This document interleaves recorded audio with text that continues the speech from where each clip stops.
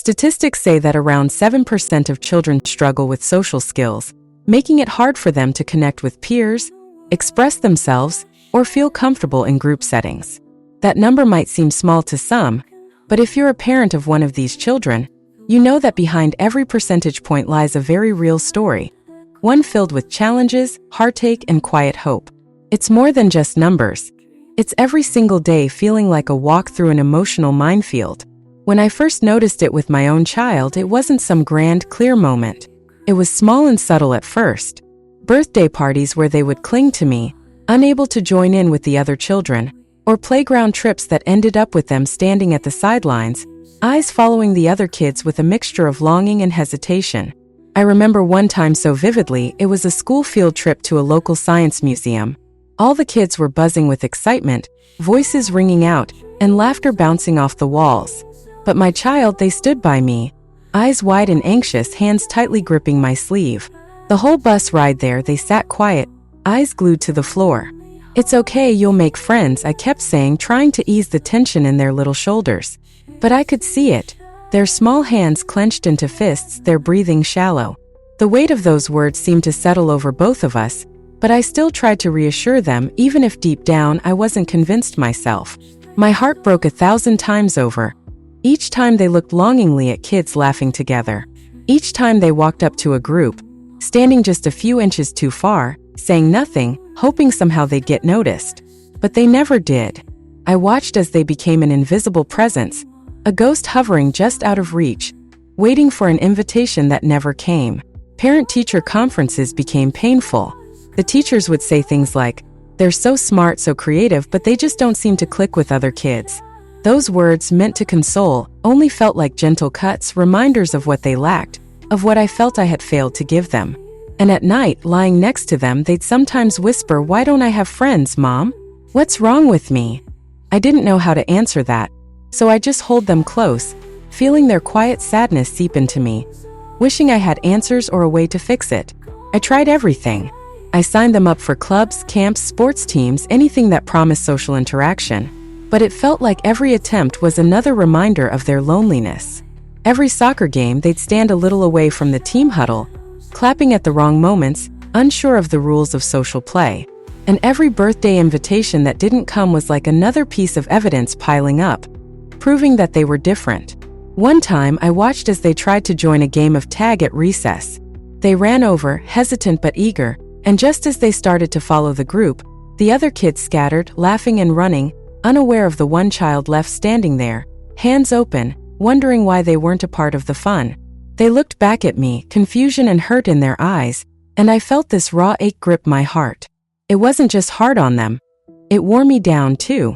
I'd sit up at night scrolling through articles, searching for answers on how to help them build friendships, how to teach social skills to kids who felt so deeply, so quietly. I'd watch videos, read guides, and scour parenting forums, hoping for some magical solution. But each time I tried something new, each playdate that ended in strained silence, each forced social interaction, it felt like I was only making things worse. One day, after a particularly hard day at school, they looked at me, tears glistening in their eyes. "Mom," they said, voice barely a whisper, "I'm just not like them. I don't fit." It was a simple statement, but the finality of it made my heart feel like it was being squeezed by an iron grip.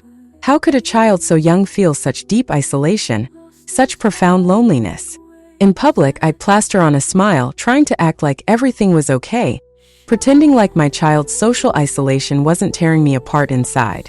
But behind closed doors, I'd cry into my pillow, feeling helpless, feeling like I had failed as a parent. The guilt gnawed at me, a relentless ache that didn't ease. I'd think back to my own childhood, my friends, the effortless connections, and wonder why it wasn't the same for my child. Why was this so hard? It got to the point where I started avoiding certain events, parties, and gatherings. I couldn't bear the pitying looks, the subtle questions, the quiet judgment of other parents who didn't understand. Watching other kids run around laughing, forming bonds so easily, it felt like a cruel reminder of what we were missing. It was a constant wound, one that never seemed to heal, just kept getting reopened every time we ventured out into the world. And then there was the day they came home from school, silent and withdrawn, shoulders hunched, eyes downcast. I sat down next to them, hoping they'd open up, Tell me what was wrong.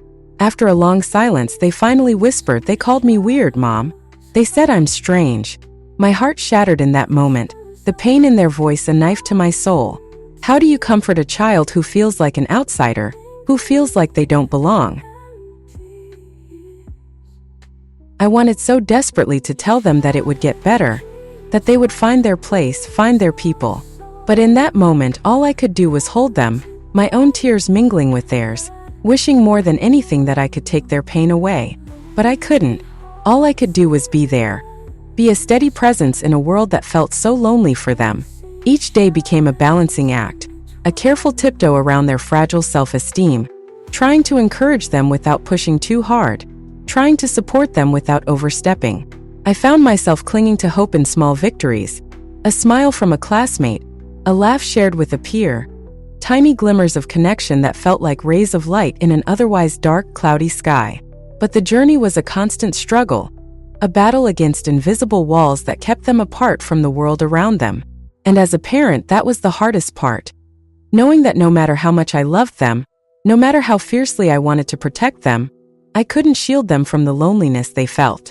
The only thing I could do was keep trying, keep hoping, and keep loving them with every ounce of my being, holding on to the belief that one day, they would find their place in this world. Every late-night tear, every moment of quiet pain, every small step forward, it all became a part of our story, a story of a parent's love and a child's search for belonging. After that difficult conversation, holding my child close as they voiced the pain of feeling different, I knew things couldn't stay as they were. I couldn't watch them navigate life with that heavy weight on their shoulders, feeling like they didn't fit in, believing they were weird or strange. It wasn't just hurting them, it was hurting both of us. And I could feel that it was time to step forward and find a way, no matter how small or uncertain, to help them find their place in this world. I started by looking at what I could control, and that was our own environment. Home became the safe space, a haven where they could be their true selves without fear of judgment. I knew that social skills were something that could be learned with practice, just like any other skill, and I decided that practice would begin with me. Every evening we'd spend time doing little activities that, while simple, helped build confidence. From taking turns in board games to practicing greetings or even making eye contact in playful settings, I found ways to weave social interactions into our daily routines.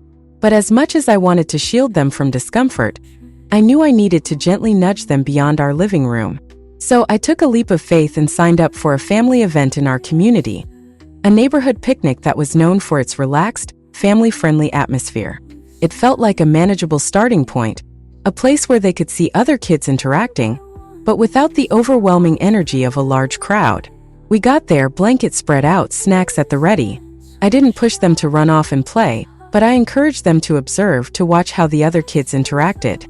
At first, they stayed close, eyes darting around, seeming nervous but curious. Then a little girl from our block came over and, to my surprise, invited my child to play a simple game of catch. There was hesitation in their eyes, a flicker of fear, but they went, glancing back at me for reassurance. My heart swelled with both pride and fear, wondering if this first small leap would lead to success or another heartbreak. It was slow at first, an exchange of a few words, a couple of awkward tosses, but it was something.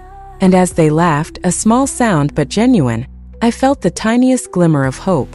Maybe this was a beginning, a tiny door opening to the world they so badly wanted to be part of. The next step was enrolling them in a group activity, something structured but not overwhelming. I looked into classes and workshops specifically designed to build social skills in kids, ones where there was guidance but also room to explore on their own terms. We ended up finding a small art class that met once a week, focused on creating and sharing ideas in a supportive group environment. It wasn't a large, noisy gathering, but rather a small circle where every child had a chance to contribute. At first, they barely spoke, glancing around as if waiting for permission to join in. But week by week, I watched them grow more comfortable, picking up on subtle cues, speaking up a little more each time, even sharing their work with a quiet confidence that made my heart swell. Through these sessions, I began to realize how much of social skills come down to small moments of connection, the little exchanges that, when added together, create a feeling of belonging. I had always thought it was about finding a best friend or a big group to fit into, But now I saw that even one connection at a time, one small smile, one shared laugh, could slowly build the social comfort they were craving. As things progressed, I kept looking for ways to build on this foundation. We started practicing social scripts at home. Simple, everyday phrases they could use to start conversations or join in with others. Hi, can I join you? Or that looks like fun. Can I play too? Practicing these at home helped them feel prepared for real-world interactions. It wasn't about forcing them to change who they were, but giving them tools to navigate social situations with confidence. One of the hardest parts of this journey was learning to let go of my own expectations. I had to realize that their social path would look different than mine, and that was okay. They didn't need to be the life of the party or have 100 friends. What mattered was that they felt safe, that they knew how to build connections at their own pace, and that they could find joy in even the smallest interactions. I also found that celebrating the little wins was crucial. Every time they shared a story from school about a small interaction, a laugh with a classmate, or a moment in group activities where they felt comfortable, we celebrated. We'd talk about it at dinner, making a big deal out of every small step forward. These moments, though they may have seemed minor to others, were milestones for us. The turning point came when they joined a school club, a small group for kids interested in nature. It was the first time they willingly chose to participate in something social. I watched from a distance as they walked into that room, clutching their backpack, eyes scanning the faces inside. But they stayed and they joined in, and over time, they found themselves surrounded by kids who shared their quiet love for nature. They weren't suddenly the loudest or most outgoing child in the room, but they found friends who appreciated them for who they were. They were finally seen and they were finally accepted. Watching this transformation wasn't easy, but every moment of progress felt like a weight lifting off my heart. I knew there would still be challenges and hard days, but I also knew we had made it over the hardest part. We had found our rhythm, and we had discovered that social skills could be learned, practiced, and strengthened, just like any other skill. Through it all, one resource that helped immensely was the book titled The Social Butterfly Builder. Help your child develop strong social skills. It became more than just a book. It became a guide and a source of comfort for both of us. Inside, I found practical steps that made real, meaningful differences in my child's confidence and social abilities. The book offered insights I hadn't found anywhere else, tailored to parents like me, who felt the weight of watching their child struggle with social interactions. It helped me understand that the journey to building social skills wasn't about forcing change, but fostering growth in a way that honored who my child was at their core. I would highly recommend grabbing a copy of The Social Butterfly Builder. Help your child develop strong social skills. Available as a digital copy on LibriFFY.com, link in the description. This book didn't just give us advice. It offered a path forward, a way to nurture social growth without losing sight of what made my child unique. For any parent struggling with a similar situation, this book could be the starting point of a new, hopeful journey.